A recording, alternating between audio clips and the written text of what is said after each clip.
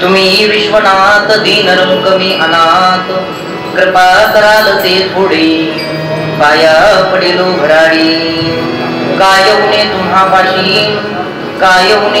पाशी मिळतो अल्पेचे संतोषी कृपा कराल ते थोडे पाया पडिलो भराडी तुका म्हणे देवा काही भातुके पाठवा कृपा कराल ते थोडे पाया पडिलो भराडी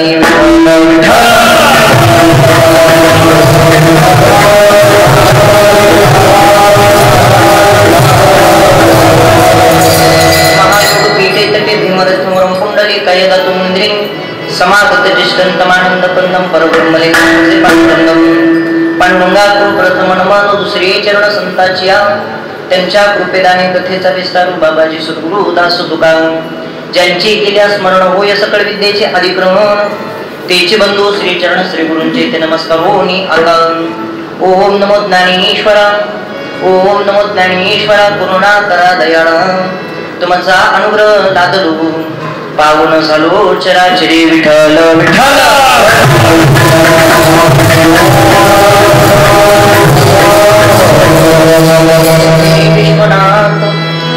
विश्वनाथ दीनरंग मी अनाथ कृपा कराल ते थोडे पाया पडिलो भराडी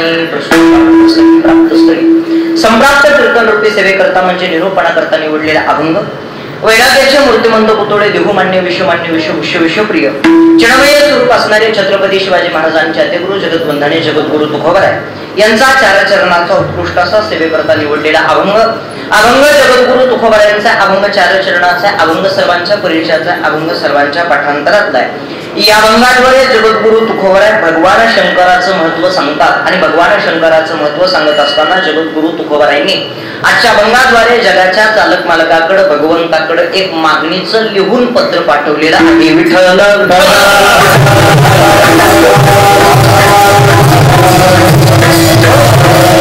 अभंगाला चिंतन करण्याअगोदर काही थोडासा अल्पसा परिहार देणं अत्यंत गरजेचं आहे. अखिल कोट ब्रह्मांड नायक जगताधार रुक्मिणी प्राण संजीवन ज्ञानेंचे राजे साधकांचे मैबाप योग्यांची माऊली अनाथाची माय कैवल्य चक्रवर्ती विश्वमाऊली ज्ञानोबारांच्या कृपाशीर्वादानं जगतवंदने जगद्गुरु तुकोबरायांच्या कृपाशीर्वादानं आणि करून सकल साधू संतांच्या कृपाशीर्वादानं भगवंताच्या कृपाशीर्वादानं सालाबादाप्रमाणे या महाशिवरात्रीच्या पर्व काळावरती भव्य दिव्य अशा प्रकारचं आजचं हे पवित्र अशा प्रकारची कीर्तनाची सेवा माझ्यासारख्या बालकाकडे माझ्यासारख्या पामराकडे माझ्यासारख्या अज्ञानाकडे सर्वच गावकऱ्यांकडून सर्व ग्रामस्थ मंडळाकडून आलेले आहेत तरी सुद्धा तुम्हाला सर्वांना द्यावे तेवढे धन्यवाद कमीच आहे. कार्यक्रमासाठी उपस्थित असणारे सर्वच वयोवृद्ध मंडळी ज्ञानवृद्ध मंडळी तपवृद्ध मंडळी परिचित मंडळी कार्यक्रमाला उपस्थित आहात. माझ्यापेक्षा वयानं ज्ञानानं अनुभवानं सर्व ज्येष्ठ श्रेष्ठ असणारी मंडळी कार्यक्रमासाठी उपस्थित असून तुम्हाला सर्वांना द्यावे तेवढे धन्यवाद कमीच आहे. कार्यक्रमासाठी जे उपस्थित आहेत असे असणारे आदरणीय महाराष्ट्रातील जो प्रसिद्ध भजन सम्राट मला वारंवार ज्यांचं मला मार्गदर्शन असतं आणि माझ्या गुरुस्थानी असणारे आमचे आदरणीय वंदनीय अभिमन्यू महाराज आहेत एकदा त्यांच्यासाठी सर्वांनी जोरदार टाळ्या वाजवा. गुरुजींनाही माझं वंदन आहे. त्याचनंतर आमचे आदरणीय वंदनीय माझ्यावरती नितांत प्रेम करणारे मला वारंवार ज्यांचं मला मार्गदर्शन असतं महाराष्ट्रातील सुप्रसिद्ध भजन सम्राट आमचे आदरणीय अनिरुद्ध महाराज कारकर गुरुजी आहेत एकदा त्यांच्यासाठी सर्वांनी जोरदार टाळ्या वाजवा. त्यांनाही माझं वंदन आहे. आदरणीय सर्वच गावातील परिसरातील वयोवृद्ध मंडळी ज्ञानवृद्ध मंडळी तपवृद्ध मंडळी परिचित मंडळी कार्यक्रमासाठी कीर्तनासाठी उपस्थित आहात तरी सुद्धा तुम्हाला सर्वांना द्यावे तेवढे धन्यवाद कमीच आहेत. आदरणीय महाराज असतील महाराजांचं नाव जावळे महाराज आहेत त्यांनाही माझं वंदन आहे. त्यांनाही द्यावे तेवढे धन्यवाद कमीच आहेत. पक्वादाची साथ करण्यासाठी जे उपस्थित आहे अशा असणारे आमचे आदरणीय वंदनीय उद्धव महाराज असतील त्यांनाही माझं वंदन आहे. आदरणीय सर्वच वयोवृद्ध मंडळी ज्ञानवृद्ध मंडळी तपवृद्ध मंडळी कार्यक्रमासाठी उपस्थित आहेत. हार्मोनियम वाजवण्यासाठी आदरणीय बाबा असतील त्यांनाही माझं वंदन आहे. विनेकरी बाबा आहेत त्यांनाही माझं वंदन आहे. माझा आवाज तुमच्यापर्यंत पोहोचवायचं जे काम करत आहेत नाईक मुले दादा त्यांनाही माझं वंदन आहे. कॅमेरेवाले दादा आहेत त्यांनाही माझं वंदन आहे. आदरणीय सर्वच नितांत प्रेम करणारी मंडळी कार्यक्रमासाठी उपस्थित आहात तुम्हाला सर्वांना त्यावेळी तेवढे धन्यवाद कमीच आहेत. वारंवार जे माझ्या कॉन्टॅक्ट आहेत माझ्यावरती नितांत प्रेम करणारे आमचे आदरणीय पंकज दादा राऊत माझेच भाऊकी बरं ते आदरणीय पंकज दादांनाही माझं वंदन आहे. म्हणजे ज्या दिवशीपासून तारीख घेतलेली त्या दिवशीपासून दादा माझ्या कॉन्टॅक्ट मध्ये बरं. महाराज कार्यक्रम 1 महिन्यावर आलाय बरं. महाराज कार्यक्रम 15 दिवसावर आलाय बरं. महाराज कार्यक्रम 8 दिवसावर आलाय बरं, महाराज कार्यक्रम उद्या आहे, महाराज आज कार्यक्रम आहे, महाराज लवकर या, महाराज पद्धतशीर या, महाराज आरामशीर या, महाराज अगोदर जेवण करून मग कीर्तनाला सुरुवात करतो. दादाला एवढीच विनंती, येताना जेवढे फोन केले तेवढे जाताना करा, म्हणजे बस झालं, बाकी काही नाही. बघा फॅन बंद करा, तो फॅन बंद करून टाका, तो एक बंद करा, हा एक बंद करा, विषय होतोय ते बंद करा. वाटलंच तर सगळे बंद केले तरी चालेल, काही अडचण नाही. आता लाईट आली काही थंडी नाही वाजत, गरमत नाही आता करा बंद बंद, हा बंद.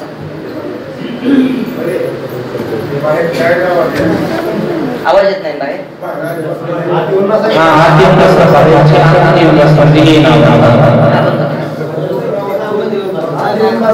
हॅलो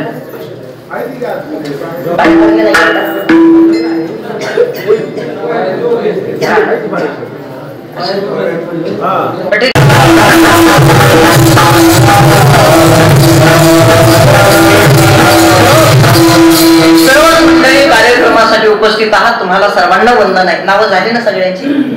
कुणी राहिले का? झाले ना? जरी कोणाचं असेल तर राग घेऊन जाऊ नका, तुमचे नाव घ्यायला मी काय तुमची बायको नाही.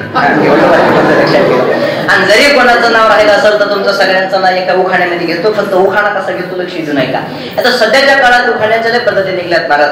एखाद्या नवरीचं नवीन लग्न व्हावं आणि नवीन लग्न झाल्याच्या नंतर तिला उखाणा घ्यायला लावावं. एवढा सुंदर उखाणा घेते, एवढा सुंदर उखाणा घेते. उखाणा आहे का?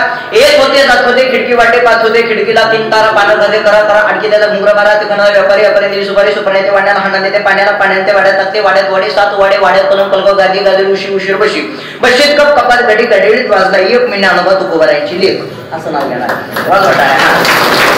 असं नाव घेणार. अर्ध्याच निम्म्या संसाराला हे मग नाव घ्यायला लावायचं. बाबा मग कशी नाव घेणार माहिती का? बटन तुटलं बटव्याचं नाव आहे का? हा बटन तुटलं बटव्याचं काय नावाच्या पद्धतीने निघतात घरात. नाव कसं घेतं लक्ष देऊ नये का? भगवान शंकराच्या चरणी बेल वातो वाकून, इकडे लक्ष द्या, भगवान शंकराच्या चरणी बेल वातो वाकून आम्ही सर्वांचं नाव घेतो. ज्ञानोबा तुकोबारायांचं मान राखून विठ्ठल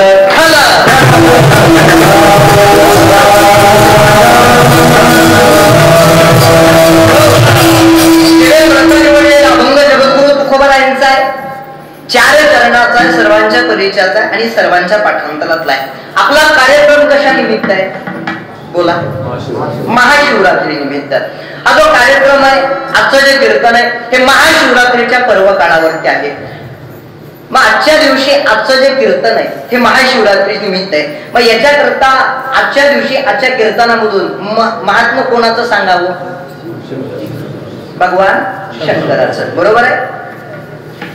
मग आता काही जणांना प्रश्न पडला असेल, तुम्हाला पडलाय की नाही हे मला माहित नाही, पण मला सांगा, आजची जी महाशिवरात्र तुम्ही, आम्ही काल महाशिवरात्र झाली, म्हणजे महाशिवरात्र आहे, की महाशिवरात्र नेमके आहे तरी काय? ही नेमके आपण साजरे करतो, पण का करतो?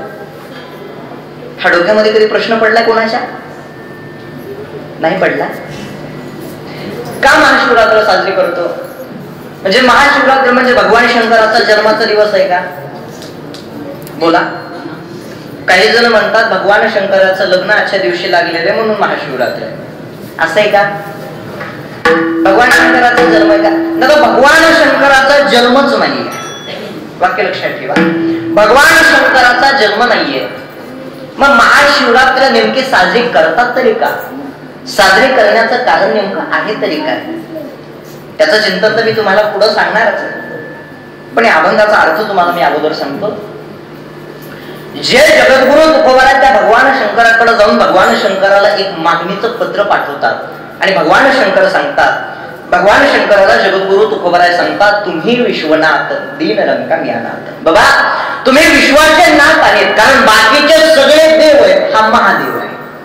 एक वाक्य लक्षात ठेवा, बाकीचे सगळे देव आहेत, हा जो आहे हा महादेव आहे. म्हणे महाराज तुम्ही या विश्वाचे नाथ आहात, मी जो आहे मी अनाथ आहे, आणि माझ्यावरती तुम्ही काय करा, काहीतरी कृपा करा. कृपा कराल ते थोडे आणि पाया पडेलो वराडे. पहिला मुद्दा, देव सारखा देत राहतो. साधू संत मुळातच कधी काही मागत नाही आणि मनुष्य सारखा मागत राहतो. अर्थातच तुम्ही आम्ही देवाला सारखं मागतो. कारण जन्माला आल्यापासून मरेपर्यंत मनुष्य देवाकडे जाऊन देवाला सांगतो मला सुखी ठेवावं, समाधानी ठेवावं. कारण जन्माला आल्यापासून मरेपर्यंत मनुष्य सारखा धन धन धन धन धन धन करत राहतो. शेवटी मेल्याच्या नंतर बॅनरवर नाव द्यावं लागतं निधन. एवढं सारखं जन्माला आल्यापासून मरेपर्यंत धन करत राहतं. पण मला सांगा बाबा, धनाची गरज कोणालाय हो? पैशाची गरज कोणालाय? ज्याच्याजवळ धन नाही, ज्याच्याजवळ पैसा नाही आणि ज्याच्याजवळ लक्ष्मी नाही. पण लक्ष्मी ज्याच्या पायाची दासी झाली त्याला पैशाची गरज आहे का बोला? पाय लक्ष्मीचे हाती अंतिशी यावे का बोलते. बाबा लक्ष्मी ज्याच्या पायाची दासी झाली म्हणजे त्याला पैशाची गरज नाहीये. पण लक्ष्मीला अहंकार झाला, भगवंताचा लक्ष्मीचा संवाद सुरू झाला. आणि त्या संवादामध्ये लक्ष्मी देवाला सांगू लागले, देवा या जगामध्ये सगळ्यात श्रेष्ठ जर कोण असेल तर मी आहे. हे जग कोणामुळे चालतं? म्हणे माझ्यामुळे चालतं, अशी लक्ष्मी देवाला सांगू लागली. देवाला सांगितलं, लक्ष्मी तोंडानं म्हणून काहीच उपयोग नाही, हे मला सिद्ध करून दाखवावं लागत. लक्ष्मी म्हणली ठीक आहे देवा, वेळ आल्याच्या नंतर मी नक्की सिद्ध करून दाखवेल. आणि गावामधून प्रेत यात्रा जाऊ लागली. आणि त्या प्रेत यात्रेमध्ये लक्ष्मीनं पैशाचा पाऊस पाडायला सुरुवात केली. काय केलं लक्ष्मीनं? त्या प्रेत यात्रेमध्ये पैशाचा पाऊस पाडायला सुरुवात केली. ज्या प्रेत यात्रेमध्ये लक्ष्मीनं पैशाचा पाऊस पाडायला सुरुवात केली, त्या प्रेत यात्रेमधल्या लोकांनी प्रेत खाली ठेवलं आणि सगळेजण पैसे गोळा करू लागले. प्रेत यात्रेमधले लोक काय करत होते? पैसे गोळा करत होते. जाऊ द्या, त्या प्रेत यात्रेचं जाऊ द्या. उदाहरणार्थ जर आपल्या कीर्तनातच पैशाचा पाऊस पडलाच, तुम्ही कीर्तन ऐका राहता का? तुम्ही राहतान का नाही हे तुमचा पुढचा प्रश्न आहे. मी करीनच का नाही, लय मोठा प्रश्न आहे. सगळेच धनाच्या मागे पडतात, सगळेच पैशाच्या मागे पडतात. लक्ष्मी देवाकडे जाते, देवाला सांगते, देवा बघा या जगामध्ये सगळ्यात श्रेष्ठ जर कोण असेल तर मी आहे. कारण ज्या प्रेत यात्रेमध्ये मी पैशाचा पाऊस पाडला ना, त्या प्रेत यात्रेमधल्या लोकांनी प्रेत खाली ठेवलं आणि सगळेजण माझ्या मागे पडताय. मला गोळा करताय, सगळेजण माझ्या मागे पडताय. भगवंताने हात जोडले. भगवंत सांगतात, लक्ष्मी तुझं अगदी बरोबर आहे, पण एक वाक्य लक्षात ठेव. ज्या प्रेत यात्रेमध्ये तू पैशाचा पाऊस पाडलास, त्या प्रेत यात्रेमध्येच लोक तुझ्याकडे आले. ते प्रेत अजून तुला बघून काय उठलेलं? मग लक्ष्मी देवाला सांगते, देवा ते उठणच कसं? त्याच्यात रामच राहिलेला. मग भगवंत सांगतात, लक्ष्मी जर प्रश्नाचं उत्तर कळलं असेल तर मी शांत बसू का? लक्ष्मीने सांगितलं, देवा असं कोड्यातनं बोलू नका, मला सविस्तर सांगा.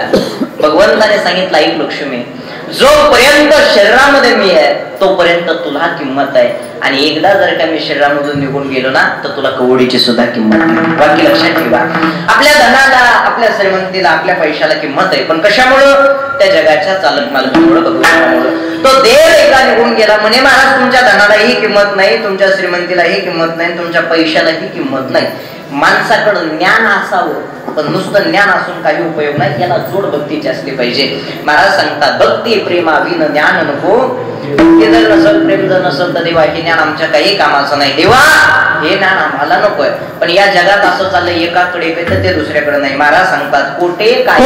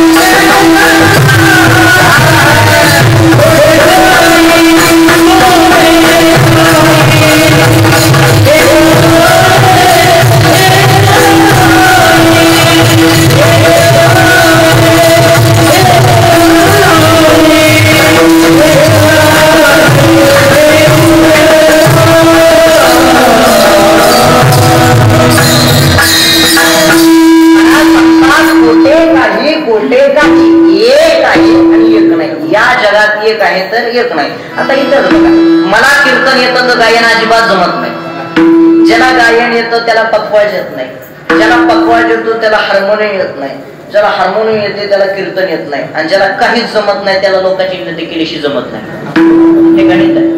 निंदा करणारे, त्रास देणारे जीवनामध्ये असतात, आणि ते असले पाहिजे बाबा. निंदकाचे घर असावे, निंदकाचं घर शेजारी असलं पाहिजे. जीवनामध्ये त्रास देणारे प्रत्येकाचे असले पाहिजे. आता या वयात मी कीर्तन करतो, या वयात मी धोतर घालतो ना, मला सुद्धा बरेचसे जण म्हणतात महाराज या वयात, कारण मी दिसायला बारीक आहे ना. दिसायला बारीक असल्यामुळे मला महाराज सुद्धा कोणी म्हणत नाही. महाराज मला की दाढी गाडी गोडी असली पाहिजे, त्याच्याशिवाय वजन पडत नाही. काय माणसं वजनदार असतात, लबाड बोलत नाही. आमच्या गावात 1-1.5 क्विंटलची बाई आहे. खोटं वाटत असलं तर येऊन बघा.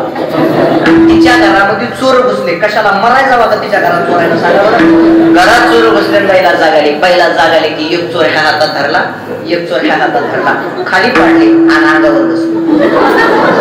अंगावर बसून स्वतःच्या पोराला म्हणले पप्या जाय पटकन पोलिसाला बोलून आण. पप्या बाहेर गेला, परत मध्ये आला. मध्ये आल्याच्या नंतर म्हणला मम्मी माझी चप्पलच सापडा नाही. चोर म्हणला माझी घालून जाय पण पोलिसाला बोलून आण. आपल्याकडे बघितलं नाही काही बॉडी नाही, त्याच्यामुळे आपलं वजन पडत नाही. असो विषय हा चाललेला आहे, मुद्दा हा चाललेला आहे. माणसाच्या जीवनामध्ये ज्ञान असलं पाहिजे बाबा, पण त्या ज्ञानाला जोड भक्तीच्या साठी भक्ती नको देवा. भक्ती जर नसल, प्रेम जर नसल तर देवा हे ज्ञान आमच्या काही कामाचं नाही. हे ज्ञान आम्हाला नको. मला सांगा पंचपक्वान्नाचं जेवण आहे, पण त्याच्यात जर नसल काय अजिबात नाही. महाराज सांगतात रुचे निधी अन्न अनजात नसता लवणात लवण आहे. पंचपक्वान्नाचं जेवण आहे, पण म्हणे महाराज त्याच्यामध्ये जर मीठ नसल तर चव अजिबात लागत नाही. तुमच्याकडे गुलाबजामुन करतात का? गुलाबजामुन करायला कोणतं साहित्य लागतंय? मैदा आणि खव्याचेच करतात ना. मैदा आणि खवा, मैद्याचे आणि खव्याचे बारीक बारीक केलेले गोळे ते तेलामध्ये तळायचे. पाकामध्ये बुडवायच्या अगोदर ते तिखट लागतात का कडू? कोण म्हणलं गुड इकडे आहे त्याच्या पाया पडतो. गोड लागतात का? तिखट, कडू? ते कसे लागतात? ते सपक लागतात, ते फिक्के लागतात, ते पांचट लागतात. असं सगळ्या भाषेत सांगितलं म्हणजे बरं असतं बाबा. कारण प्रत्येकाची भाषा वेगवेगळ्या प्रकारची आहे. कारण जिल्हा बदलला की तालुका बदलतो, तालुका बदलला की गाव बदलतं, आणि गाव बदललं की 100% भाषा बदलते. कारण आमच्याकडे माणसं मेल्याच्या नंतर जातात. तुमच्याकडे कसं आहे?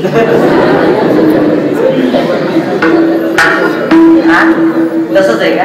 नाही, आपल्याला जिल्हा एक असल्यामुळे तसंच असेल बघा. प्रत्येकाची तालुका बदललाय म्हणून म्हटलं भाषा बदलली असेल. कारण प्रत्येकाची जी भाषा आहे ती वेगवेगळ्या पद्धतीची असते. आता आमच्याकडे महाराजांचं कीर्तन झाल्याच्या नंतर महिला मंडळी एका रांगेत, पुरुष मंडळी एका रांगेत महाराजांचं दर्शन घेण्यासाठी येतात. तुमच्याकडे येतात का? येतात. आमच्याकडे रिका मारता नाही येत. आमच्याकडे 500-500च्या नोटा. तुमच्याकडे नाही येत मोकळे. मग आजपासून या पैसे घेऊन 500 महाराज पैसे मागायला सोबत काहीच आणलं नाही. महिला मंडळ टेन्शन घेऊ नका, मी सुद्धा लाडकी बहीण योजना काढली. मी कानातले घेतो, मी नथनी घेतो, मी मणी घेतो. असायच्या काय कीर्तनामध्ये म्हटलं मी मणी घेतो. एका बाईनं मला काळे मणी दिले. मलाच काही कायचं ना. असो विषय हा चाललेला आहे, मुद्दा हा चाललेला आहे. मला सांगा ते तेलात तळलेले बारीक बारीक गुलाबजामुन आता जर पाकामध्ये आता कसे लागणार आहेत? गोड लागणार आहेत ना. एक ऐका, माणसाकडे ज्ञान भरपूर आहे, पण त्या ज्ञानाला अगोदर भक्तिरूपी पाखामध्ये बुडवायला जातात. जोपर्यंत मनुष्य त्या ज्ञानाला भक्तिरूपी पाखामध्ये बुडवत नाही तोपर्यंत मनुष्याचं ज्ञान मात्र मनुष्याला गोड लागत नाही. याच्याकरता माणसाच्या जीवनामध्ये ज्ञान असावं, पण त्या ज्ञानाला जोड भक्तीची असावी. महाराज सांगतात भक्ती जर नसेल, प्रेम जर नसेल तर देवा हे ज्ञान आमच्या काही कामाचं नाही. म्हणजे हे अहंकाराचं आहे. हे गोड फुटलेल्या माणसाचं गोडपण आहे. गोड याचे पण तैसे अहंकारी ज्ञान. महापूर आल्याच्या नंतर सगळं जाते म्हणजे महापुरे झाडे जाती तेथे काल वाळ वाचत, काल वाळ राहत. त्याच्या पुढचं कारण महाराजांनी सांगितलं. नम्र झाला होता त्याच्याकडे नम्रता आहे. माणसाकडे ज्ञान असावं, पण ज्ञानासोबत नम्रताही असली पाहिजे. माणसाच्या जीवनामध्ये काम, क्रोध, लोभ, मद, मत्सर, अहंकार अशा बाधा नसल्या पाहिजेत. त्याच्यामधली एखादी जरी बाधा मनुष्याला झाली तर तुमचं ज्ञान, तुमचं धन, तुमची श्रीमंती, तुमचा पैसा बाबा मुळात तर कुठल्या प्रकारच्या कामाला येणार नाही. कुठल्याच प्रकारच्या कामाला येणार नाही. आणि तुमचं आमचं मागणं त्या देवाकडे, देवानं मला धन द्यावं, देवानं मला श्रीमंती द्यावी. पण मला सांगा त्या देवांच्या त्या जगाच्या चालक मालकाची आठवण, भगवंताची आठवण सुख असल्याच्या नंतर येते का दुःख आल्याच्या नंतर? हो, दुःख आल्या जोपर्यंत सुख आहे तोपर्यंत देव कोणाकोणाला आठवतो? हात वर करा. कोणालाच नाही आठवत, फक्त त्यांनाच आठवतो. आठवतो का नक्की? खरं वास्तव नाही झालेला. जोपर्यंत सुख आहे तोपर्यंत ते कोणालाच आठवत नाही. बरोबर आहे. पण जीवनामध्ये दुःख आलं की प्रत्येकाला देव आठवतो. देवाकडे जातो, देवाच्या दारामध्ये उभा राहतो, हात जोडतो देवाला, देवाला सांगतो का रे बाबा देवा, काय तुझं मी वाटोळं केलं की एवढं दुःख माझ्या पत्रामध्ये घातलंस? म्हणजे लोकांचं वाटोळं केल्याशिवाय देवाला काही दुसरं काही कामच नाही का? ते कोणाचंच वाटोळं करत नाही महाराज. माणसानं जे केलेलं कर्म आहे ते कर्म प्रत्येकाला भोगायला येणार आहे.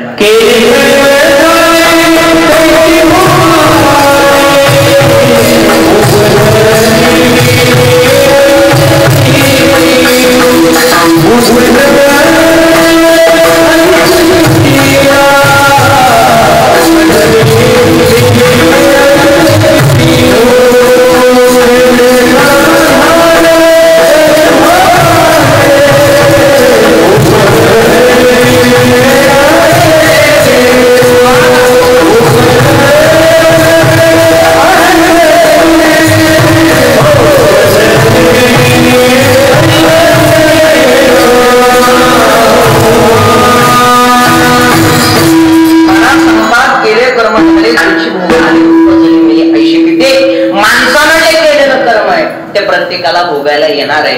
याच्याकरता माणसानं कर्म करत असताना चांगलं करावं. महाराज सांगतात बाबा कर्म जगाच्या बापाला चुकलं नाही, तुम्हाला मला काय कर्म चुकणार आहे? कर्मे राम वनवासा गेला, दादा कर्मांना रामाला वनवासाला जावं लागलं, तुम्ही आम्ही तर माणसा.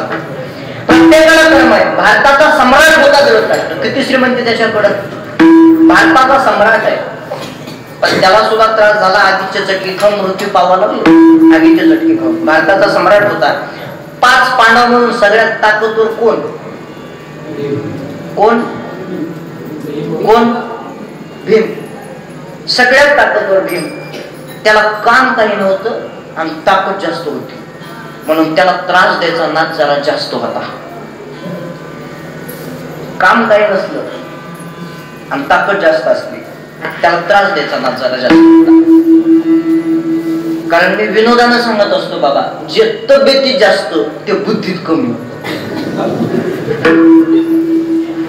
विनोदानं सांगत असतो, कारण ज्या भुईमुगाला पाला जास्त त्याला शेंगाच्या मायेचा पता नसतो. एवढं वाक्य माझं लक्षात ठेवा. असो, विनोदाचा भाग सोडून द्या. माझं सांगण्याचं तात्पर्य एवढं आहे, काम काही नव्हतं, ताकद जास्त होती, त्याला त्रास द्यायचा नाच जास्त होता. ते काहीच करत नव्हता. जेवायला बसला धृतराष्ट्र की हे गदा घेऊन यायचं, त्याच्याकडे जायचं आणि त्याला म्हणायचा तू किती काय कर, शेवट तुला आमच्या तुकड्यावरच राहावं लागणार आहे. पण एक गोष्ट लक्षात ठेव, कुत्र्याला जशी एक अर्धी खाऊ घालायचे तशा तुला 2-3 खाऊ घातले म्हणजे आमचं काही जाणार. पण हे काही तुझे अन्न खातो ना ते तुझ्या मुलाच्या रक्तापासून बनलेले खायचं का? बघ मला सांगा, एवढं ऐकल्याच्या नंतर कोणाला खाऊ वाटेल का? राग आला, रागानं लालबुंद झालेला धृतराष्ट्र जंगलामध्ये गेला. त्या जंगलाला आग लागली, आगीतून वाचायचा प्रयत्न करायचा, परत आगीतच जाऊन पडायचा. त्या आगीतून वाचायचा प्रयत्न करायचा, परत आगीतच जाऊन पडायचा. भारताचा सम्राट होता, एवढी श्रीमंती त्याच्याकडं, पण आगीचे चटके खाऊन मृत्यू पावला. बाबा तुमच्याकडे किती धन आहे, तुमच्याकडे किती श्रीमंती आहे, तुमच्याकडे किती पैसा आहे, तुमच्या धनाला, तुमच्या श्रीमंतीला, तुमच्या पैशाला मुळातच कुठल्या प्रकारची किंमत नाहीये. माणसानं जे केलेलं कर्म आहे ना बाबा, ते कर्म प्रत्येकाला भोगायला येणार आहे.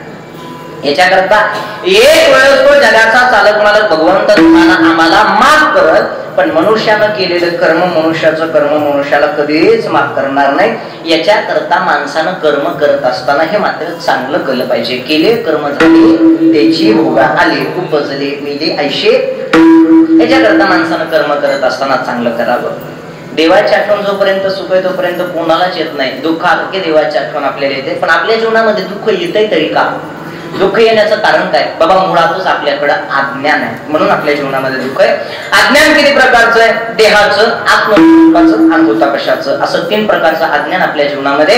जन्माला आल्यापासून मरेपर्यंत जे दुःख आहेत हे 4 प्रकारचे आहेत. गंमत आहे का? त्यामधले 2 दुःख टाळता येतात आणि 2 दुःख टाळता येत नाही. जन्माचं दुःख टाळता येणार आहे का? जन्माचं दुःख, मरणाचं दुःख टाळता येतं का? जन्माला आल्याच्या नंतर जावं लागणार आहे, जाणं प्रत्येकाचं निश्चित आहे. म्हणजे मरणाचं दुःख टाळता येत नाही आणि जन्माचंही दुःख टाळता येत नाही. पण जो निरोगी आयुष्य जगतो त्याला आजाराचं दुःख नाही, आणि जो तरुण काळात जगतो त्याला वृद्ध काळाचं दुःख नाही. अर्थातच दोन दुःख टाळता येतात आणि दोन दुःख टाळता येत नाही. बरं, ज्याची अपेक्षा त्याची प्राप्ती नाही आणि ज्याची प्राप्ती आहे त्याची अपेक्षा नाही. सुखाची अपेक्षा प्रत्येकाला आहे पण त्याची प्राप्ती प्रत्येकाला आहे का? कोणालाच. दुःखाची अपेक्षा कोणालाच नाही पण त्याची प्राप्ती मात्र प्रत्येकाला आहे. बरोबर आहे. म्हणजे ज्याची अपेक्षा त्याची प्राप्ती नाही आणि ज्याची प्राप्ती आहे त्याची अपेक्षा नाही. एक वस्तू ह्या काळामध्ये सुख देत असत तर तीच वस्तू पुढच्या काळामध्ये दुःख देते. वस्तू एकच असते, बदलतो तो फक्त काळ आणि काळानुसार त्या वस्तूचा बदल होतो. थंडीच्या दिवसात अंगात काय घालतो आपण आणि ते स्वेटर उन्हाळ्यामध्ये मे महिन्यात घाला बरं. अर्धा तास मगाशी लाईट नव्हती, घरात बसलो मी, पोट होता अंगात. एकदा अंघोळ झाली माझी बाबा, म्हणजे सकाळपासून दोनदा झाली. जे एक वस्तू ह्या काळामध्ये सुख देत असत तर तीच वस्तू पुढच्या काळामध्ये काय देते? थंडीच्या दिवसामध्ये स्वेटर सुखाला कारणीभूत आहे पण ते स्वेटर उन्हाळ्यामध्ये कशाला कारणीभूत आहे? बोला. दुःखाला. फक्त वस्तू एकच असते, बदलतो तो फक्त काळ आणि काळानुसार त्या वस्तूचा बदल होतो. एखादा गोड पदार्थ आहे आणि तो गोड पदार्थ एखाद्याला आवडतो पण तोच गोड पदार्थ जर रोज रोज रोज रोज रोज रोज पात्रामध्ये वाढला तर माणसाला काय होते? काय होते?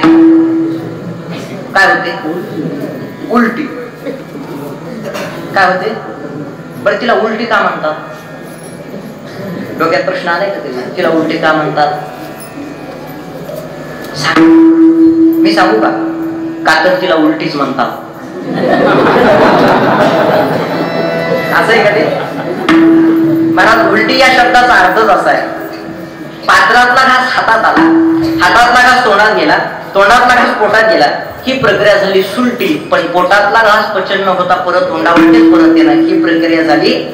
म्हणून ती वाक्य लक्षात ठेवा, आपली मराठी भाषा फक्त PhD पुरती मर्यादित नाहीये बाबा. प्रत्येक शब्दाला स्वतंत्र भूमिका आहे, प्रत्येक शब्दाला. झाड आणि वृक्ष हे DED ला समानार्थी आहे पण विश्वकोशामध्ये नाही. झाड वेगळं आणि वृक्ष वेगळं. ज्याला डायरेक्ट फळं येतात, फुलं येतच नाहीत, असं जे आहे ते म्हणजे झाड आहे. आणि ज्याला फुलं येऊन फळं येतात असं जे आहे ते म्हणजे वृक्ष आहे. तसंच वेल वेगळी आणि लता वेगळी. जिचा विस्तार जमिनीवरती आहे ती लता आहे आणि जिचा विस्तार आकाशाकडे आहे ती वेल आहे. पण तुम्हाला महिला का म्हणतात? तुम्हाला महिला का म्हणतात? मी सांगू का? सांग म्हणा. तू आणलंयस कशाला? तुला सांगायला चाललंय. हा सांग. का तुम्हाला महिला म्हणतात? का तर यांना पुरुष म्हणतात म्हणून तुम्हाला महिला म्हणतात. असं महिला या शब्दाचा अर्थच असा आहे, मही अधिक ला इजिकल टू महिला. मही म्हणजे पृथ्वी, ला म्हणजे सरस्वती. तुम्ही आम्ही सर्वजण जन्माला आल्याच्या नंतर ज्या माऊलीनं तुम्हाला आम्हाला ज्ञान दिलं त्या माऊलीचं नाव म्हणजे महिला. ते ज्ञान ऐका, त्या माऊलीचं नाव म्हणजे महिला. ते ज्ञान बऱ्याच जणांना कमी पडलं. लक्ष दिलं नाही का बरं? ते ज्ञान बऱ्याच जणांना कमी पडलं म्हणून काही जणांनी लग्न झाल्याच्या नंतर घेतलं. ज्यांचं झालंय त्यांना विचारा, जे पिपळा खाल्ली म्हणजे त्यांना काहीच कळणार नाही. त्यातलं ज्ञान काही मला नाहीये कारण मी पिपळा खाल्ला म्हणजे आहे. पण आईनं दिलेलं ज्ञान काहींना कमी पडलं म्हणून त्यांनी कोणाकडून घेतलं? कोणाकडनं? बायकोकडनं. बरोबर आहे की नाही? कारण प्रत्येकाची बायको प्रत्येकाला प्रत्येकाच्या भाषेत शिकवते. प्रत्येकाची बायको. वकिलाची बायको म्हणते थांबा तुमचा निकालच लावते. शिक्षकाची बायको म्हणते मला शिकू नका. नाव्याची बायको म्हणते मेल्यानं माझा केसानं गळा कापला. पेंटरची बायको म्हणते एका रट्यात थोबाड रंगवीन. पकवाजाची बायको म्हणते थापा मारू नका. त्यांच्याकडे नका बघत नाही झालं त्यांचं. गायनाचार्याची बायको गपची बसते का किती गोड चालका घरी जा. घरी गेल्याच्या नंतर बायकोला म्हणत बाप आज चैतन्य महाराजांच्या कीर्तनामध्ये एवढी गोड चाल गायली. बायको म्हणते ग बसा, लग्नाच्या आधीपासून मला माहिती तुम्ही किती चालीचे, तुम्ही गप्रा मला काय सांगा बरं महाराज. कीर्तनकाराची बायको गपची बसते का? कीर्तनकाराची बायको सुद्धा गपची बसत नाही. पण मला त्याचा अनुभव नाही म्हणून मी अजून काही सांगत नाही. संसार हा प्रपंच आहे. या संसाराच्या या प्रपंचाच्या कधीच नादाला लागवणार. आता तुम्ही म्हणतात महाराज तुमचं लग्न झालं नाही संसाराच्या प्रपंचाच्या लय उचापते करायले. हे बघा मी प्रामाणिक माणूस आहे. मी काही जरी बोलत तर मी पुरावा देऊन बोलत. महाराजाच्या बोलण्याला पुरावा असावा, बरोबर आहे नाही? आणि जर महाराजाच्या बोलण्याला पुरावा नसल तर महाराज जितला पुरावा. याच्याकरता मी पुरावा देऊन बोलणार आहे. याला पुरावा आहे. फलकट होतो संसार येते सार भगवंत, दुःख बांधवडी आहे हा संसार, सुखाचा विचार नाही कुठे. संसारात प्रपंचात मुळात सुखाचा विचार कुठंच नाही. एक जण माझ्याकडे आला मला म्हणला, महाराज माझी बायको लईच गोळी. म्हणलं याला आहेस, बायका भोळ्या नसत्या. ते मला खरंच गोळी आहे. त्याला म्हणलं तुझी बायको गोळी का? लगेच कळत, फक्त घरी जायचं आणि तुझ्या बायकोपाशी शेजारणीचं वर्णन करायचं. मी विनोदानं बोलून गेलो. ते खरंच घरी गेला. घरी गेल्या बायकोला म्हणला, काय त्या शेजारणीच्या हाताला सवय म्हणता, काय भारी भाजीपाची बनवते ती शेजारी. बायकोनं असं गच्चुर धरलं ना मी त्याला म्हणलं, सकाराम तुझी बायको लईच गोळी रे. त्याचा अपमान झाला ना. माझ्याकडे बायकोनं कानामागं लागली, त्याचा अपमान त्याला वाटला. ते वजनात बायकोला म्हणला, खरंच हाणलंस का चष्टात हाणलंस? हाणल्यावर काय म्हणलं ते बायकोला, खरंच हाणलंस का चष्टात हाणलंस? बायको म्हणली खरंच हाणलंय. तो म्हणला मग बरोबर आहे, कारण मला चष्टात जमत नाही. काय करायचे सांगण्यावर? प्रत्येकाच्या संसाराची, प्रत्येकाच्या प्रपंचाची ही अवस्था आहे महाराज. दोघ जण नवरा बायको गाडीवर चालली, गाडीवर, आणि रस्त्याच्या कडेला बैल सजवलेली. बैल कोण्या सणाला सजवतात? कोण्या सणाला? तुमच्याकडे पोळाच म्हणतात ना. बायकोनं नवऱ्याला प्रश्न विचारला, म्हणे होय आज लयच बैल सजवलेत, आज कशाचा सण आहे? नवऱ्यानं सांगितलं आज बैलाचा सण आहे. म्हणला पोळा आहे. बायकोच्या काय मनामध्ये विचार आला की बायको म्हणली बैलाचा जसा सण असतो तसा म्हशीचा एखादा नसतो का? असं म्हणलं होतं. नवऱ्यानं गपची बसा. नवरा म्हणला हा झाली का आता संक्रांत? संक्रांत ऐकले बायकोला राग आला, माझा अपमान केलाय ना, मी ह्याचा अपमान केल्याशिवाय राहणार नाही. थोडेसे पुढे गेले आणि रस्त्याच्या कडेला गाडवं चरत होते. गाडवं तेवढ्यात बायको नवऱ्याला म्हणते तुमची पाहुणी. बायकोला नवऱ्याचा अपमानच करायचा होता ना, त्याच्यामुळे बायको नवऱ्याला काय म्हणे तुमचे पाहुणे. नवरा तिच्या पुढचा होता. नवरा गाडवाकडे बघतो, गाडवाला म्हणतो राम राम सासरे बुवा. महाराज प्रत्येकाच्या संसाराची, प्रत्येकाच्या प्रपंचाची ही अवस्था आहे. आता कीर्तन झाल्याच्या नंतर सगळ्यांनी घरी जायचं आणि घरी गेल्याच्या नंतर वजनात दाखवलं म्हणायचं वाढ जेवायला, वाढ जेवायला, असं वजनात म्हणा बायकोला. बरं, बायको जेवायला वाढणारच, फक्त तुम्हाला वजनात म्हणावं लागेल. त्याचं तुम्ही असं मिळी म्हणता हे पिल्लू जेवण वाढतेस का? कशाला वाढीन सांगा बरं. वजनातच म्हणा, बायको जेवायला वाढणारच. आणि एवढं जरी वजनात म्हणून बायकोनं जर जेवायला वाढलं नाही तर तिथून पुढे तुम्हाला फुल परवानगी. अशा माझ्यासारख्या अशा भया माझं सारायच्या, असं बाहेर जायचं, असा निब्बर फुटाचा जोडा घ्यायचा आणि खन खन खन पायात घालायचा आणि धाब्यावर घेऊन यायचं. कारण मला माहित आहे तुम्ही तुमच्या बायकोला मारू शकत नाही. बायकोला मारण्यासाठी मिशा ठेवाव्या लागतात.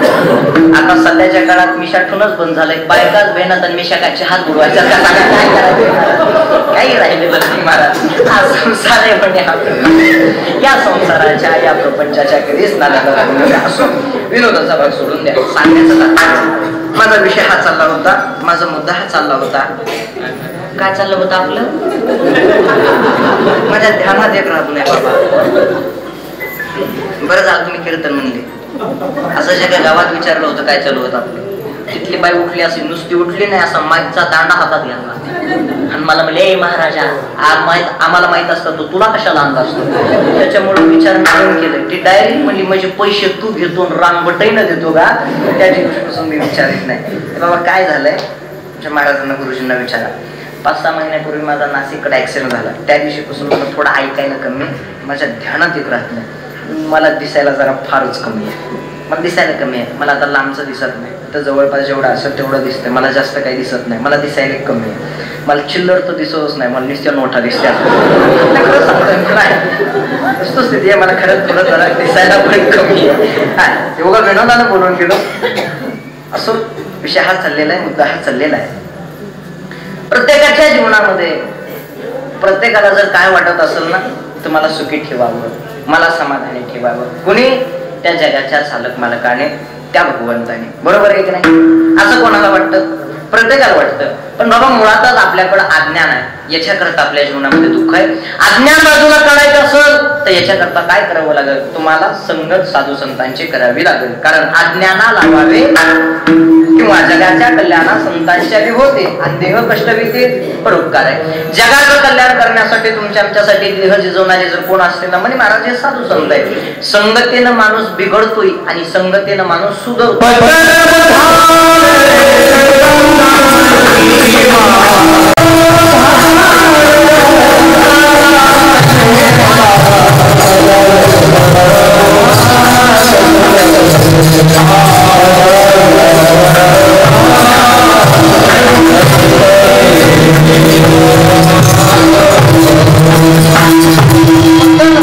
संतांचा महिमा ऐका.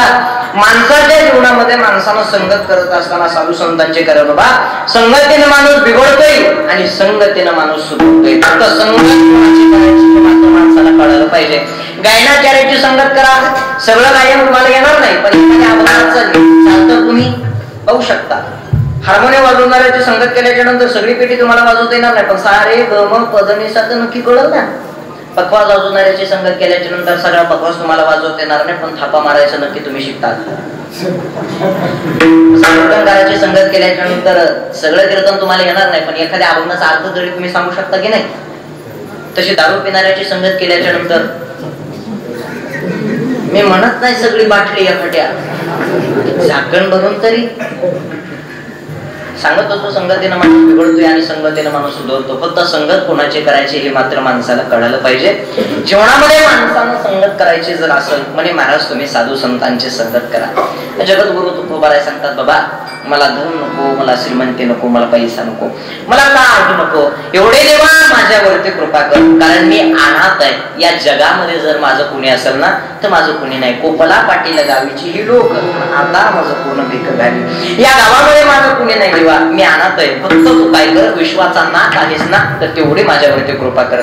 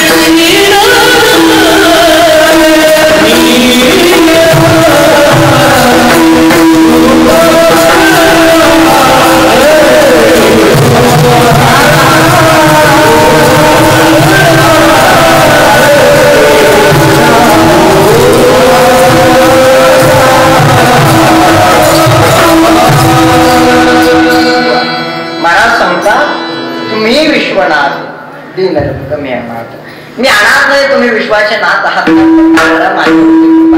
कृपा कराल ते थोडे पाय ऐका. माझ्यावरती तुम्ही कृपा करा. त्या भगवान शंकराकडे जर तुम्ही मागितलं, मला सांगा लवकर प्रसन्न होणारा देव कोणचा आहे? कोण? भगवान शंकर आहे. का? नाथ महाराजांनी वर्णन करत असतानाच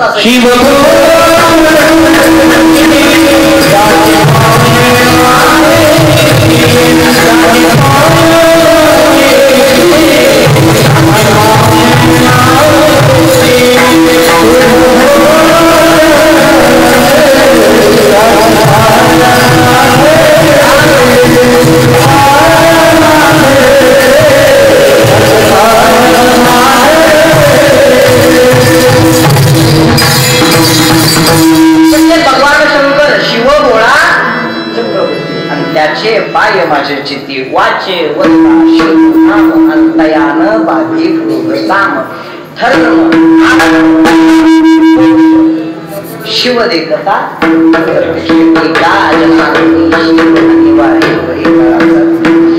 लवकर कोणता असेल तर ते भगवान शंकर मुळातच ते भोळे, बरोबर आहे ना? मुळातच ते कसे आहेत? मुळातच ते भगवान शंकर म्हणे भोळे. लवकर प्रसन्न होणारा दैवत जर कोणता असेल तर ते भगवान शंकर आहे, लवकर प्रसन्न होणार. त्याकरता बाकीच्या देवाकडे जरी काहीतरी मागणं मागितलं तर बाकीचे देव देतात, पण सगळं देऊन टाकत नाही. तू थांब, तुला शक्य देऊन काय करायचे, बाकीचे द्यावं लागेल ना. पण भगवान शंकर असा विचार करत नाही. काय मागाल ते देतील भगवान शंकर. फक्त मागत असताना काय मागावं, कसं मागावं हे माणसाला कळालं पाहिजे. तर तुमची आमची मागणी म्हणजे काय? कोरोनामध्ये एका जणाला देव प्रसन्न झाला बाबा, मग कोरोनात देव प्रसन्न झाले होते ना, देवाला काय मागावं? तो म्हणला हेची दान देगा देवा, शेजाऱ्याला कोरोना व्हावा. शेजाऱ्याला कोरोना झाले तो तुझ्याकडे तूच क्वारंटाईन होऊन बसावा, म्हणजे असं कुठं मागणं असतंय का? आणि कोरोनामध्ये नियम निघला होता खोकला की खोकला, त्याच्यामुळं काही काही जण खोकला दाबू दाबू मेले. कधी गरजकर म्हणून सुद्धा सांगता येत नव्हतं मला. एवढा मोठा कोरोनाचा काळ आला बाबा. त्या कोरोनाच्या काळात बरेचसे लोक गेले का नाही? पण तुम्ही मला सांगा, आज जेवढे आपण कीर्तनाला उपस्थित आहेत आपल्यामधून एखादा तरी गेलाय का?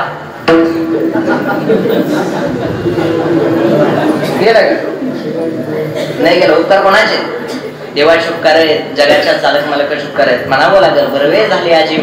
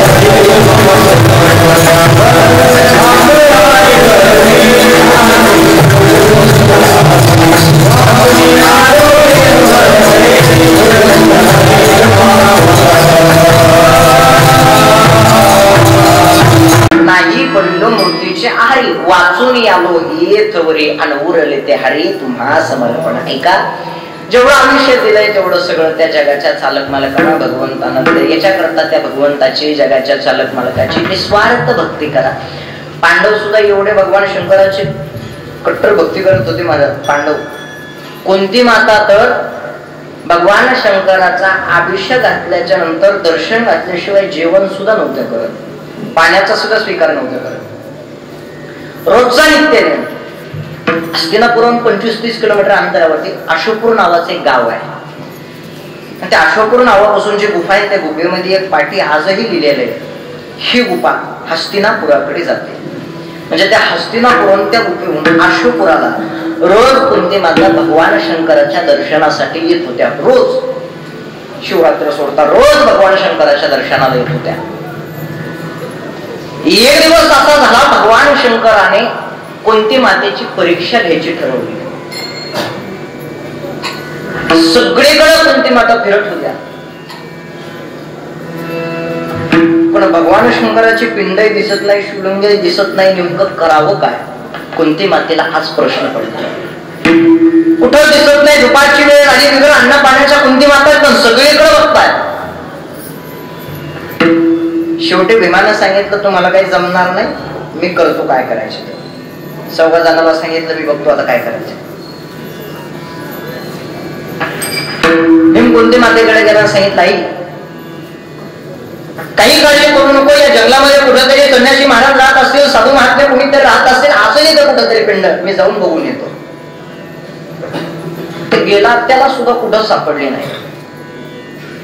पण भीमानं घडा नसतो का, तो घडा पाणी भरायचा, काय म्हणतात त्याला आपण, हंडा, घडा, डेरा, तो घडा, हा डेरा पण म्हणतात ना, हंडा, घडा, तो डेरा, असा तो अर्धा जमिनीमध्ये बुजवला.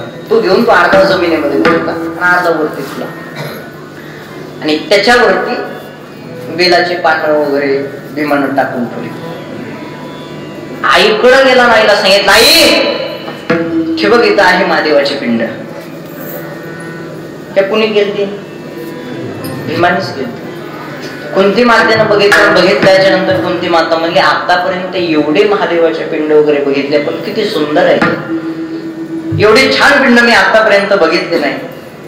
आणि इथं अभिषेक घालून सुद्धा बरेचसे जण गेलेले दिसतात, कारण इथं बेलाचे पानं वगैरे भरपूर दिसतात. ह्यानंच टाकले होते भीमाने.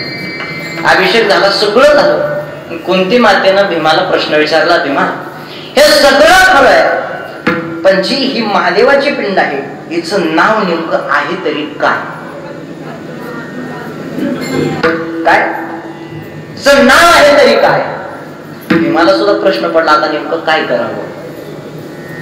आणि भगवान शंकर जिथं बसतील तिथं नाव होतंय तयार. बाबळे खाली बसू द्या, झाले बाबळेश्वर. वडा खाली बसू द्या, झाले वटेश्वर. बरोबर आहे की नाही? कुंती माता विचारत होती काय नाव आहे याचं. भीमानं सांगितलं, आई हा घडेश्वर. ती खडापासून बनवला होता म्हणून सांगितलं, आई हा जो आहे ना हा घडेश्वर आहे. त्या घडेश्वराचं मंदिर आजही एवढं प्रसिद्ध आहे बाबा, एवढं प्रसिद्ध आहे की आजही दर्शनासाठी तिथं राहणार. त्याची निर्मिती, त्याची स्थापना जर कोणी केली असेल ना, ती भीमानं केलेली स्थापना. आपण म्हणतो पांडवकालीन पांडवकालीन. पांडवकालीन म्हणजे काय? ज्यावेळेस 5 पांडव वनवासाला होते त्यावेळेस जी त्यांनी स्थापना केलेली त्याचं नाव म्हणजे पांडवकालीन आहे. अशा बऱ्याचशा ठिकाणच्या स्थापना ह्या केलेल्या आहेत. मी सांगत होतो तुम्हाला, महाशिवरात्र जी आहे ही साजरी का केली जाते, महाशिवरात्र साजरे करण्याचं कारण काय, याचं महात्मा आपल्याला तुम्हाला कळलं पाहिजे. कळणं हे गरजेचं आहे. हे का साजरे करावे? माझ्यापेक्षा ज्ञानी आहात तुम्ही, तुम्हाला माहित असेल किंवा नाही माहित हे मला नाही माहिती, पण मी सांगतो, सांगणं हे माझं काम आहे. ऐका, का शिवरात्र साजरे करावे? एक वेळ असा झाला, एक प्रसंग आहे. ब्रह्मदेवाचे आणि विष्णूचे दोघा जणांचं भांडण झालं. कोणाकोणाचं? ब्रह्मदेवाचं आणि विष्णूचं. सृष्टी निर्माण कुणी केली आहे? कुणी केली? ब्रह्मदेवाने. विष्णूचं आणि ब्रह्मदेवाचं भांडण झालं. ब्रह्मदेव सांगायचे मी ही सृष्टी निर्माण केलेली आहे. काय? मी ही सृष्टी निर्माण केलेली आहे. असं दोघा जणांचं भांडण झालं आणि ब्रह्मदेव विष्णूकडे गेले. विष्णूला भांडण्यासाठी विष्णूकडे गेले आणि ब्रह्मदेव विष्णूकडे गेले आणि ते शिष्यावरती विष्णू झोपलेले होते. ब्रह्मदेव तिथं गेले आणि ब्रह्मदेव तिथं आले, पण शेषावरती झोपलेले विष्णू ते काही जागेवर उठले नाही. त्याचा राग जरा जास्तच ब्रह्मदेवाला आला. आपल्यापेक्षा ज्ञानी वयोवृद्ध जर आपल्या घरामध्ये आला तर त्याचा मान सन्मान आपण करणं हे आपलं काय कर्तव्य. बरोबर आहे की नाही? मान राखणं त्याचं आपलं काम आहे. सन्मान त्याला देणं हे आपलं काम आहे. आपल्या घरी आलेला अतिथी त्याचा सन्मान करणं हे काम कोणाचं आहे? आपलं काम आहे. घरात जात असताना 7 पावलं त्याला आणायला जाऊ आणि या म्हणून त्याचा स्वागत केलं पाहिजे. पण कोणीतरी आपल्यापेक्षा ज्ञानानं वयानं आपल्या घरी आलाय, पण आपण त्याला आणायला गेलो नाही, जागेवरतीच बसलेलो, तर त्याच्यामध्ये येणारा माणसाचा काय होतो? अपमान होतो. तो अपमान ब्रह्मदेवाला काही सहन झाला नाही आणि रागात ब्रह्मदेव विष्णूला सांगतात, मी तुझ्या समोर आलोय पण तू अजूनही उठला नाही. ही सृष्टी मी निर्माण केलेली आहे, मी तुला जन्माला घातलाय, पण तू मी आलो तर उठला नाही. विष्णूने सांगितलं, खरं तर मीच तुम्हाला जन्माला घातलाय. दोघांमध्ये एवढं भांडण झालं, एवढं भांडण झालं. भांडण तसं वाईटच, फक्त भांडण कोणासोबत करावं हे तरी माणसाला कळालं पाहिजे. आपले भांडण म्हणजे कुठं सुरू होते ह्याचा मिळणार, कुठं बंद होते ह्याचा मिळणार. भांडण करत असत. भांडण चांगलं बी आहे आणि भांडण वाईट बी आहे. कौरवाचं पांडवाचं जर भांडण झालंच नसतं तर बाबा आपल्याला गीता कळालीच नसती. ज्यावेळेस भगवान शंकर म्हटले काही भक्त माऊली ज्ञानोबाऱ्यांकडे जातात तर ज्ञानोबाऱ्याला सांगतात, गाऊ माऊली म्हणे हरी हरी मंत्र कोणाचा? कोणाचा? भगवान शंकर आहे. मग हा मंत्र देणारे भगवान शंकर आहे, वारकरी संप्रदायाची निर्मिती करणारे भगवान शंकर आहे. पंढरपूरचे पहिले वारकरी जर कोण असतील तर ते सुद्धा भगवान शंकर आहे. एका जनार्दनी वैष्णव आणि शिरोमणी महादेव तू आरंभाधिक नाचती उभ्या जोडून हात आणि त्रिशूळ डमरू ठेवून आला गिरजेचा कंठ. पंढरपूरचे पहिले वारकरी भगवान शंकर, निर्मिती करणारे भगवान शंकर, हरी हरी मंत्र देणारे भगवान शंकर. मग सगळं शंकरानं केलंय, पण हरिपाठामध्ये हरीचं वर्णन का नाही? मग तुमचं वर्णन प्रत्येक अभंग झालं की ज्ञानदेव सांगे ज्ञानदेव म्हणे, तुम्ही हरिपाठ सांगता प्रत्येक अभंगाखाली तुमचं वर्णन आहे. पण ज्या वारकरी संप्रदायामध्ये हा मंत्र भगवान शंकरानं दिलाय त्यांचं वर्णन तुम्ही का नाही केलं? का वर्णन नाही केलं? भांडण करत असताना काही जणांना गार व्हावं लागतं आणि काही जणांना गरम व्हावं लागतं. दोघं जर गरम झाले तर बाउन्सफूट होण्याची दाट शक्यता असते. रागानं बंद झाले मौली ज्ञानोबा राय. खोटं बोलायला सहन होत नाही साधू संतांना. राग आला ज्ञानोबा राय म्हणतात असं कसं खोटं बोलू शकता तुम्ही? कोण म्हणतात भगवान शंकराचं वर्णन हरिपाठामध्ये नाही? हरिपाठ एकदा बघा. आणि माऊली 1 ते 2 ठिकाणी हरिपाठामध्ये भगवान शंकराचं वर्णन असून काय करायचंय? अभंग झाला की प्रत्येक अभंगाखाली तुमचं वर्णन आहे, पण शंकराचं वर्णन 1 ते 2 ठिकाणीच का बरं असं? ज्ञानोबारायांनी सांगितलं हो, एक वाक्य लक्षात ठेवा. मान्य मला प्रत्येक अभंगाखाली माझंच वर्णन आहे, पण एक वाक्य लक्षात ठेवा. पहिला अभंग झाला आणि दुसऱ्या अभंगामध्ये जर प्रवेश करायचा असेल तर डायरेक्ट प्रवेश करता येत नाही. याच्या अगोदर भगवान शंकराचा मंत्रच म्हणावा लागतो. हरी मुखे म्हणा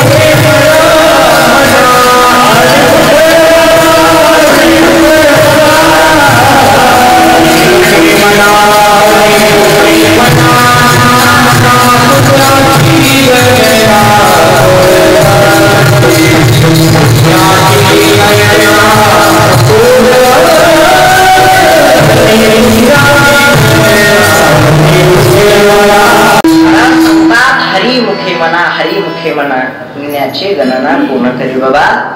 अगोदर भगवान शंकराने जो मंत्र सांगितलाय तोच उच्चारावा लागतो, मगच दुसऱ्या अभंगामध्ये प्रवेश आहे. अर्थात दुसऱ्या अभंगामध्ये प्रवेश करता येत नाही.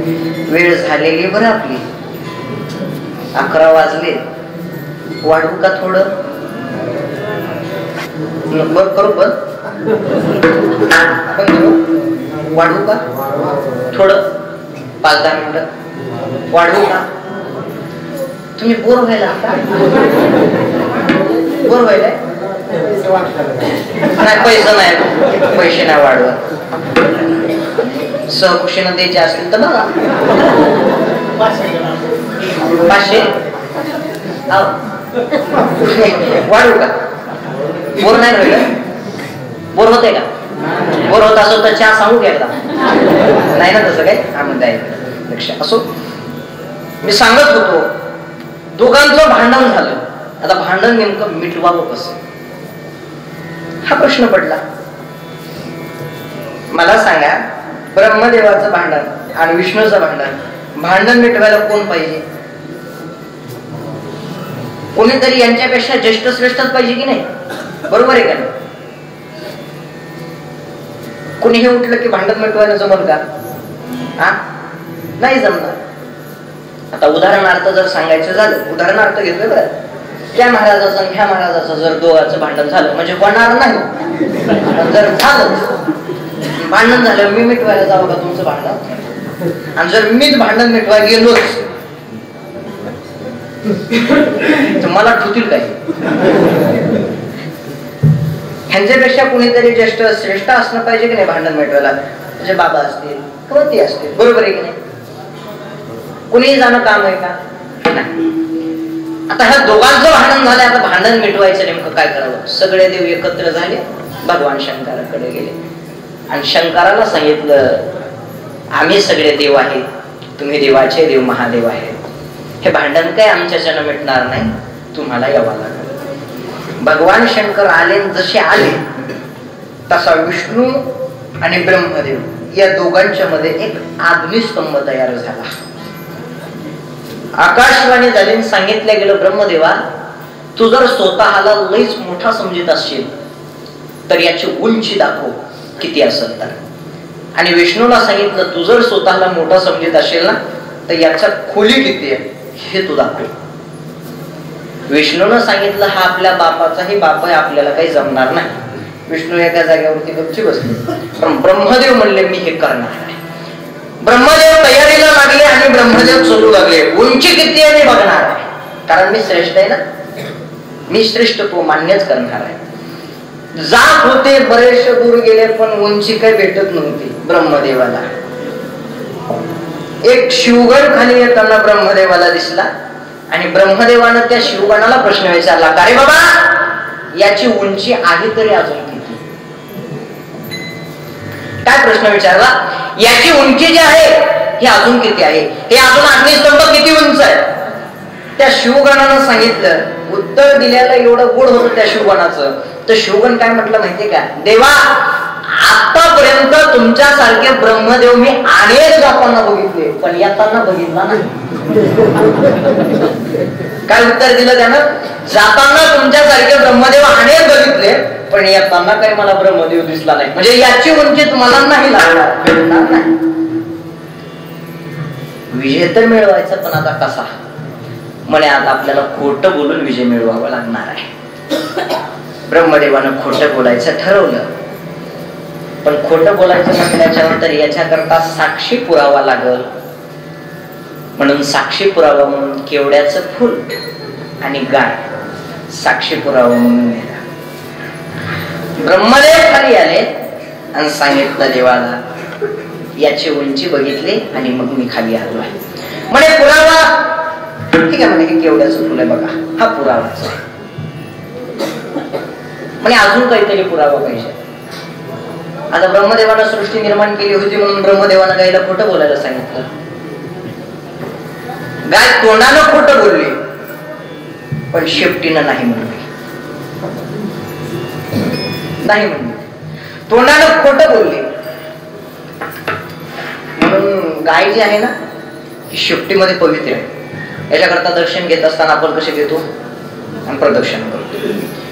गाय ही शेपटीमध्ये पवित्र आहे, घोडा हा तोंडामध्ये पवित्र आहे, आणि पतिव्रता स्त्री पायाच्या नखापासून तर डोक्याच्या केसापर्यंत पवित्र आहे. हे खोटं बोलायला सांगितलेलं हे शंकराला कळलं. राग आला भगवान शंकराला, मला खोटं बोलताय ना, आणि जो माझ्यासोबत खोटं बोलत, जो सत्यानं वागत, मी सत्याचा वाणी आहे, मी सत्यासोबत चालणार आहे, पण जो माझ्यासोबत खोटं बोलत मला जमणार नाही. ब्रह्मदेवाचा सुपडा सापच करून तुला जगात कुठंच मंदिर नाही ब्रह्मदेवाचं, एकाच जागेवर आहे पुष्पक, एकच मंदिर. बाकी दुसरीकडे कुठं बघायला भेटलं का ब्रह्मदेवाचं मंदिर? आहे का कुठं? एका ठिकाणी येते फक्त पुष्पक राजला, बाकी दुसरीकडे कुठंच नाही.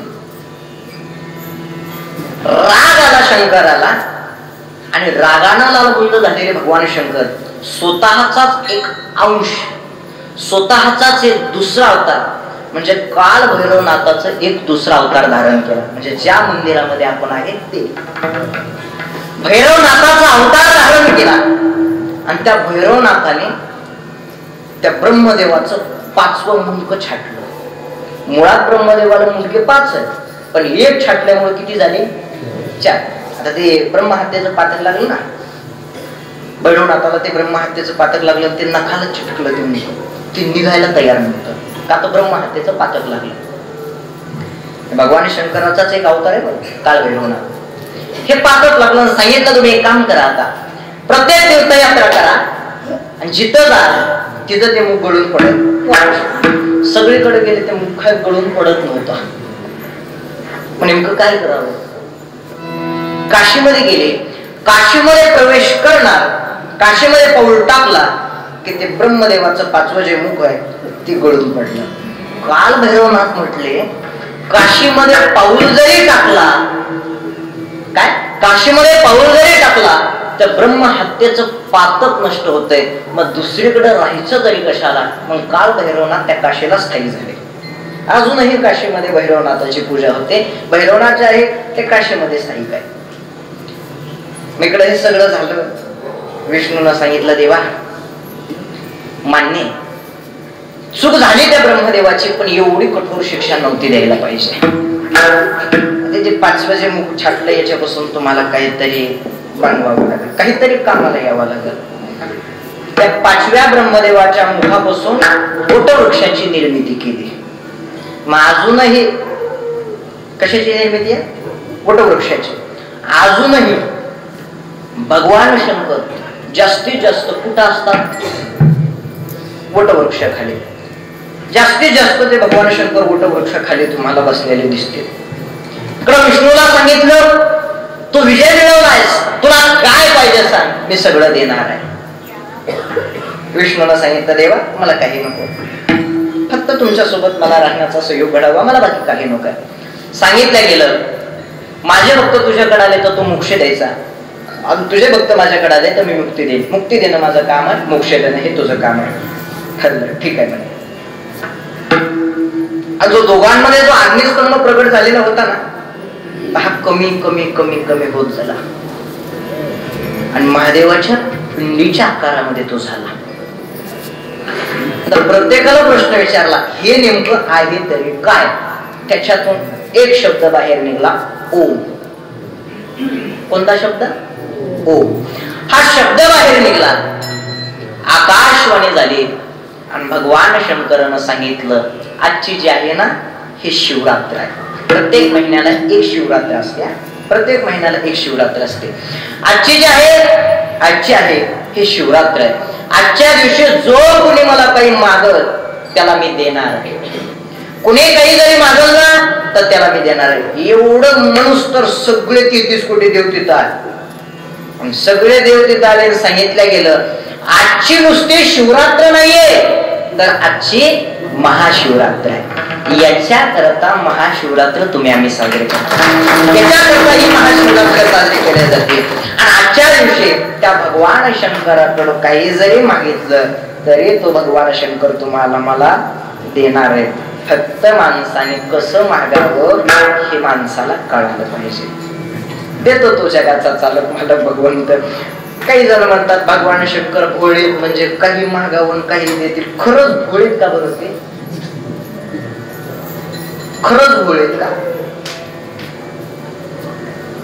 कधीच मंदिरात जायचं नाही, उगाच महाशिवरात्री दिवशी मंदिरामध्ये जायचं आणि देवाला मागायला देईल का देव?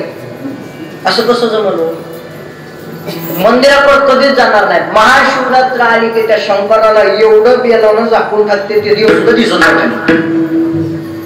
शिवरात्र नसताना देव कुठं गाव सोडून जातो का काय? मला काही वेळच लागत नाही. म्हणजे रोज मंदिरात नाही दिसणार, पण दुःख आलं की मग देवाकडे जाणार नाही का? त्या देवाकडं, त्या जगाच्या चालक मालकाकडे जावं. माणसांना एवढं चांगलं हे आयुष्य दिलंय, कारण संसारामध्ये प्रपंचामध्ये सगळे सांभाळते ते स्वार्थापोटी. जन हे दिल्या घेतलेल्याच्या अंतरगाळीची कुणी नाही, बहीण कुणाची, भाऊ कुणाचा, कोण कुणाचे सखे सोयरे. निस्वार्थ सांभाळणारा जर कोण असेल ना, म्हणे महाराज तो फक्त जगाचा चालक मालक आहे. अंतकाळीचा सोयरा अंतका म्हणे विठुधरा. अंतकाळीचा जर सोयरा कोण असेल ना तर तो जगाचा चालक मालक भगवंत आहे. आता योगायोगानं आलं म्हणून सांगतो. खरं शंकर भोळेत का हे तुम्हाला लगेच एक उदाहरण देतो, एक दृष्टांत समोर मांडतो आणि पुढे चलतो. काय नाही, शेवटला पूर्ण विराम देणार आहे मी. फक्त एक दृष्टांत शेवटचा 5 मिनिटाचा सांगतो, लक्ष देऊ नये का. एका जणाला भगवान शंकर प्रसन्न झाले आणि भगवान शंकर त्याला प्रसन्न झाले आणि त्याला एक डब्बी दिली. कोणाला? भगवान शंकर ज्याला प्रसन्न झाले त्याला त्या भगवान शंकराने एक डब्बी दिली आणि त्या डब्बीमध्ये अंगठी दिली. त्या डब्बीतली अंगठी काढली गेलं, दुसरी अंगठी त्याच्यात चिठ्ठी काढली की लगेच दुसरी अंगठ्या, अंगठ्यावर अंगठ्या, अंगठ्यावर अंगठ्या, अंगठ्यावर अंगठ्या. गरीब होता माणूस गरीबाचा श्रीमंत झाला. आता महिला मंडळ तुमच्याकडं नदीला धुणं धुवायला जातात का? जातात नाही का? आमच्याकडे नाही जात. तुमच्याकडे जातात का? खेड्या भागाने जातात, सिटीमध्ये नाही जात, पण खेड्या भागामध्ये जातात. मग गेले की तिथं त्यांच्या पप्पा तुला म्हणून सांगते,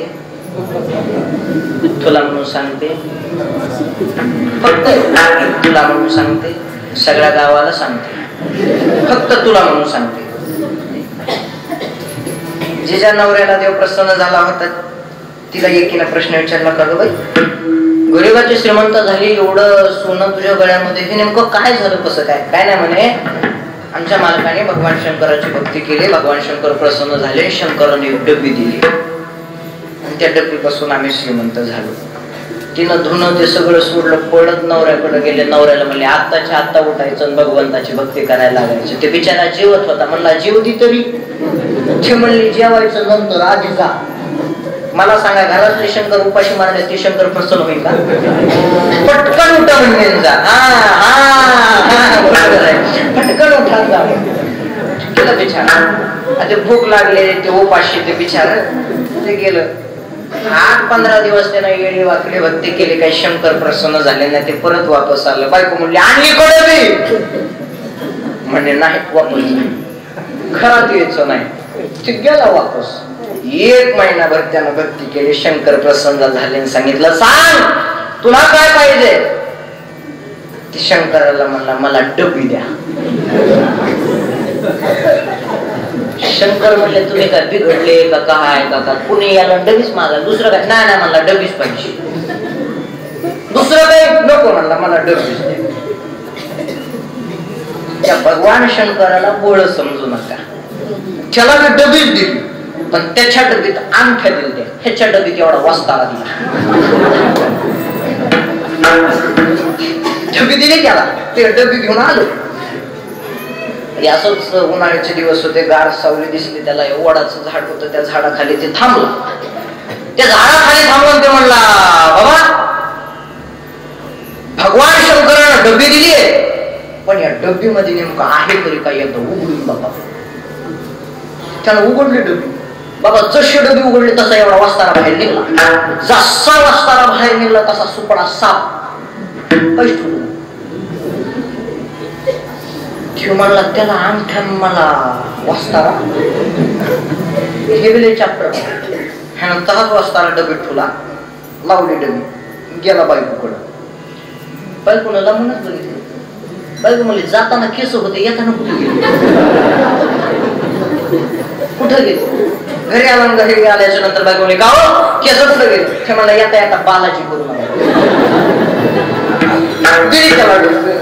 बायकोला डबी दिली. त्यामुळे बायकोनं डबी घेतली, देवघरामध्ये डबी ठेवली. मग आता डबी उघडायची तर एकटीनं नाही उघडायची, अगोदर हळदी कुंकाचा कार्यक्रम ठेवायचा. मग आता हळदी कुंकाच्या कार्यक्रमाला कोणाकोणाला बोलवायचं? गावच्या सरपंचीन बाई, अंगणवाडीच्या मास्तरीन बाई, बचत गटाच्या अध्यक्ष, 4-5 जणी बोलवले. हळदी कुंकाचा कार्यक्रम त्यांनी तुला सगळ्यांनी डबी बोलवलं, बाजूला झाले. म्हणे आता डबे उघडा. ही म्हणायची तुम्ही उघडा, ती म्हणायची तुम्ही उघडा. बचत गटाचे अध्यक्ष म्हणायची नाही तुमचे डबे तुम्ही उघडा, ती म्हणायची नाही तुम्ही उघडा, ती म्हणायची तुम्ही उघडा. मान कोणाचा? कोणाचा? सरपंच.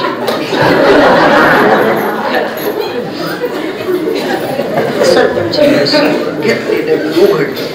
जशी डबे उघडले तसा वस्तारा बाहेर होतो.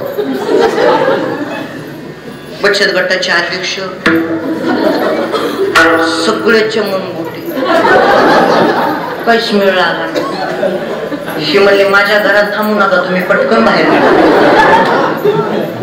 बचत गटाचे अध्यक्ष घरात आले, नवरा जेवत होता. ती म्हणला मॉडेल तर आपलंच दिसायला, नंबर प्लेअर बनवतो. मला सांगा आता खरंच भगवान शंकर बोळेत का? विनोदाचा भाग सोडून द्या, सांगण्याचं तात्पर्य खरंच शंकर भोळेत का? नाही. ऐका, भगवान शंकर भोळे आहेत, पण जो निस्वार्थ त्याची भक्ती करतो त्यांच्यासाठी भगवान शंकर भोळे. पण जो त्यांची भक्तीच करत नाही, भोळी भक्ती आहे, त्याच्यासाठी भगवान शंकर भोळे नाही. याच्या करता त्या भगवान शंकराकडे जा, तो तुमच्यावरती आमच्या खरंच कृपा करणार आहे.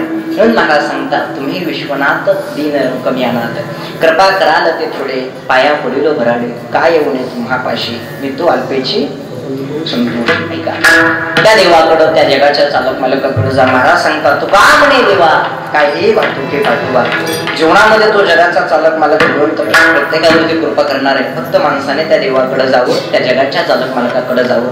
झाले माझं कीर्तन, जास्त वेळ तरी तुमचा घेणार नाही. या बोलण्याचा अर्थ भावार्थ माझ्या बुद्धीला जसा झेपल तसा मी तुमच्यासमोर मांडले आहे. एखादा शब्द काही जर चुकलं होतं असेल तुम्हाला चांतकरण करून मला माफ करा. जीव आहे ते घरी घेऊन जा. जे चुकलं असेल ते माझी मला परत देऊन टाका. अतिशय सुंदर अशा प्रकारचं, गोड अशा प्रकारचं सर्व गावकऱ्यांना, सर्व ग्रामस्थांना महाशिवरात्रीचं दृष्ट लागावं एवढं सुंदर हे केलेलं कार्यक्रमाचं दुसऱ्या दिवशी हा केला. नाण्याचं सांगितलं पहिल्या दिवशी आमच्या तर महाशिवरात्रीच्या दिवशी तो याच्याकरता आणि आमच्या पूर्वजांपासूनची ही परंपरा आहे, याच्याकरता आम्ही पुढे पाडणार नाही. बरोबर आहे, पूर्वजांनी आपल्या परंपरा काढलेले हे मोठे कधीच पाडू नका, जे आहे ते चढवून देत राहा. कारण पूर्वजांनी केलेलं काहीतरी बघूनच केलेलं असते बघा. कारण पूर्वजांचं आपलं फार मोठं टॅलेंट आहे. पूर्वजांना कधी वेळ समजू नका, पूर्वजांचं हे टॅलेंट आहे. याच्याकरता अतिशय सुंदर अशा प्रकारचे हे तुम्ही सर्वांनी अगदी लागावं एवढं सुंदर कार्यक्रमाचं नियोजन. त्याच्यानंतर हे मंदिर फार छान आहे, असं वाटतं की स्वर्गात एवढं कार्यक्रमाचं नियोजन आहे. खरंच अतिशय तुमच्या गावची प्रगती आहे. तरी सुद्धा तुम्हाला सर्वांना द्यावी यांच्या चरणी, गुरुवर यांच्या चरणी, भगवंताच्या चरणी, तुम्हा सर्वांच्या चरणी सेवा समर्पित करून इथेच मी माझ्या सेवेला पुढे लागतो. त्या सर्वांनी हाताने टाळे आणि मुखाने भजन करा. विठोबा